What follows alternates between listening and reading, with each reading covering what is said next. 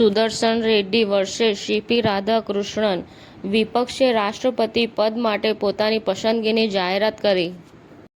Supreme કોર્ટે મંગળવારે ઇન્દોરના cartoonist Hemant માલવિયાને રાષ્ટ્રીય સ્વયંસેવક સંઘ (આરએસએસ) અને વડાપ્રધાન નરેન્દ્ર મોદીનું અપમાનજનક રીતે ચિત્રણ કરતી વાંધાજનક ફેસબુક પોસ્ટ પર તમામ સોશિયલ મીડિયા પ્લેટફોર્મ પર તેની માફી પ્રકાશિત કરવાની મંજૂરી આપી. કલર્સ તેના નવા શો બિંદીના પ્રોમોમાં માતા-પુત્રીના ભાવનાત્મક બંધનથી જીતે છે દર્શકોના દિલ. ઈરાનમાં એક પરિવારના 4 સભ્યોની હત્યા કરનાર દોષિત ખૂનીને જાહેરમાં ફાંસી આપવામાં આવી. આંતરરાષ્ટ્રીય સહકાર વર્ષ 2025 ઉજવણી અન્વયે ગાંધીનગરમાં મુખ્યમંત્રી શ્રી ભૂપેન્દ્ર પટેલના અધ્યક્ષસ્થાને બુધવારે સહકારી અગ્રણીઓનો વર્કશોપ યોજાશે. અમરેલી, ભાવનગર, સુરત, નવસારી, વલસાડ, કચ્છ, દેવભૂમિ દ્વારકા, પોરબંદર તથા જૂનાગઢ જિલ્લામાં આગામી 2 દિવસ અતિભારે વરસાદની આગાહી.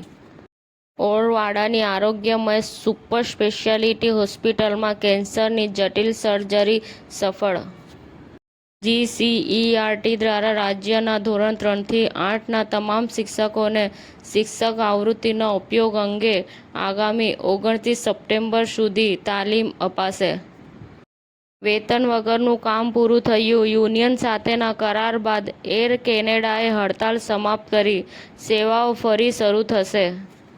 તાપી નદી બે કાંઠે ઉકાઈ ડેમની સપાટી 334.45 ફૂટ. ઉકાઈ ડેમના 9 દરવાજા ખોલાયા.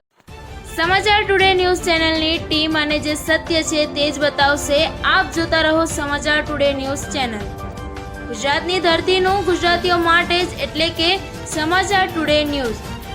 અમારી સમાચાર ટુડે ન્યૂઝ ચેનલને લાઇક કરો, શેર કરો અને સબસ્ક્રાઇબ કરો અને જોડાયા રહો સમાચાર ટુડે ન્યૂઝ ચેનલ સાથે.